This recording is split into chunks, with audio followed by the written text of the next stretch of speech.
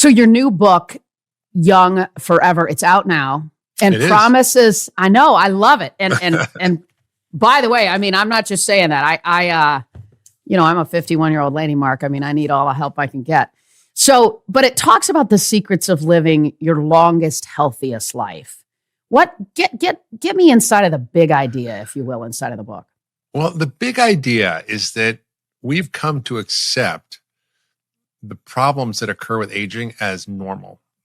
Being more disabled, dysfunctional, frail, getting sick, not being able to do the things we love to do, and having sort of a slow decline into the twilight of our life. And the big idea is that is actually a disease. That getting older is not a disease. I'm not against aging. I'm against abnormal aging. And that's what we see around us, the slow decline in disability. And it's true because 80% of us over 65 have one or more chronic diseases. We are struggling as a nation with 93% of us metabolically unhealthy, on their way to a heart attack, stroke, and diabetes and dementia. And that's just what seems normal, but it's not. It's a consequence of abnormal processes in the body that we can actually treat. And so the thinking now is that aging might in fact be a disease, a treatable disease, and that the fundamental shift in our thinking has to do with these concepts called the hallmarks of aging, these fundamental things that seem to go wrong that are influenced by our lifestyle, our diet, stress, toxins, exercise, our thoughts. Pretty much everything is registered through these basic biological systems that have to be working well for us to be healthy. And they get dysregulated because of all our bad habits and stresses and everything else. And in cultures where they actually naturally do the right thing, they're not like going to the gym, they're not going to buy kale at the supermarket at Whole Foods, they're not taking their vitamins, but they by default have built into their culture habits which are longevity habits. And these are called the blue zones. Dan Feutner, my friend, has written a lot about this. And what we can learn from that is that the body has the capacity to age well. And so when you think about get me inside of Mark Hyman's diet, your daily intake. Can you get me inside of that a little bit? Like sure. Get me inside of a typical Mark Hyman day and what you consume. Okay, well, let's see. Yesterday I had my healthy aging shake after I worked out in the morning. So nothing for breakfast, no coffee, no tea. Oh yeah, no, I'll have a coffee. I'm talking everything, dude. Get me inside of it. I'll have a coffee. Okay. Do you put any cream and sugar in it, or is it black? I have this adaptogenic creamer from this company called Autonomy, which was just launched. Essentially, it's a little MCT oil, but nut butters and a lot of adaptogenic mushrooms. So it's a kind of little superfood coffee shake that I make.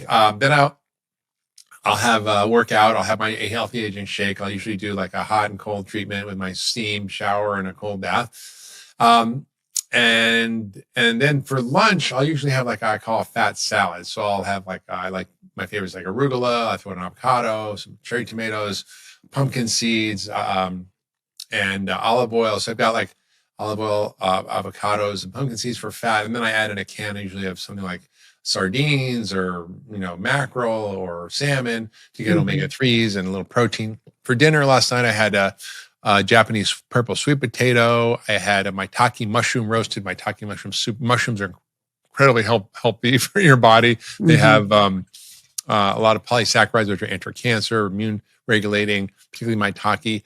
I had elk. I found a place called North Star Bison, another company that they basically sells, kind of raised wild animals like venison, bison, elk. There's a lot of companies out there like Force of Nature and others where you can order direct from the farm. So I order that. I'll often have bison or elk or venison.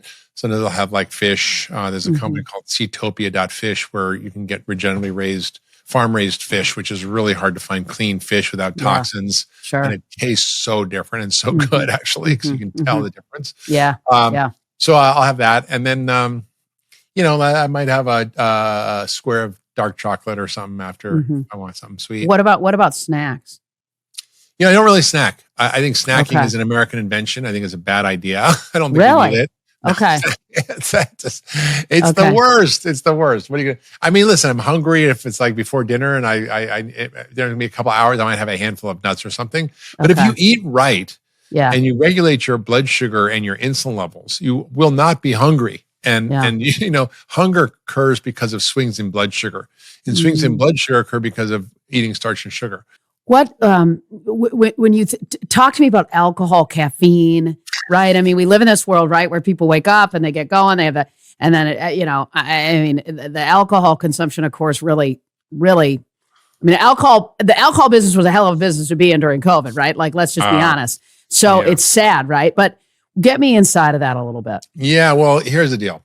I wish it weren't so, but the truth is, as more and more data come out about alcohol, it shows that it's just not safe at any level. If you kind of want to minimize your risk of cancer and various other conditions like dementia, it's a poison.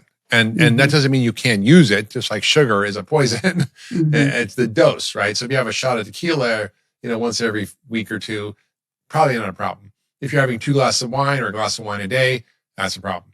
And that increases your risk across the board. 1 glass of wine a day increases a woman's risk of breast cancer by 40%. It's unbelievable. So there really is no safe level. I think, that someone said to me the other day, what's it mean sugar and alcohol? I said, well, you can die of acute alcohol poisoning. You really can't die of acute sugar poisoning. You could have, 3 bags of Chips Ahoy cookies. You're not going to die. If you have like 2 bottles of whiskey, you could die.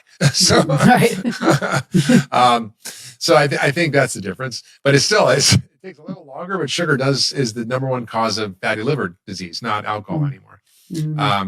Caffeine, I think, is a mixed bag for some people. They're caffeine sensitive and it overactivates their stress response, cortisol, adrenaline, interferes with sleep. So you have to kind of pay attention to how you are. You can actually test for your genetics, but most people know. Like if, I can have a cup of coffee and go right to bed, they're probably a fast metabolizer. If they're like, I have a cup of coffee in the morning and I feel like I, just had 10 lines of cocaine, probably not for you. So, although, coffee is a source of lactic acid and many phytochemicals that can be beneficial to us, it is the source of the most antioxidants in the American diet, but that's not saying much for coffee. It's just saying how bad the American diet is. And it's the main source of phytochemicals. Yeah.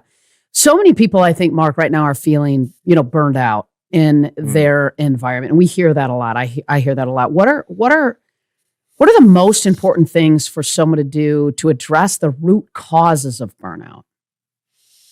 I mean, look at your life. I think everybody has to kind of evaluate what is on their to-do list that's making them suffer. And how do we simplify our lives? How do we say no more? How do we, everybody's like, I have a to-do list. I have a to-don't list,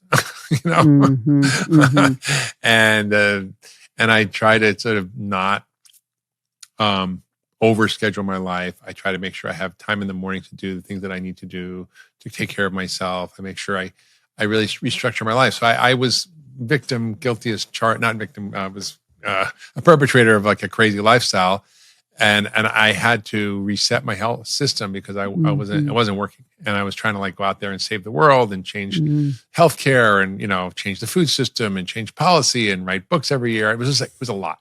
So I really had to look at what was going on in my own life that prevented me from, having a deeper state of health.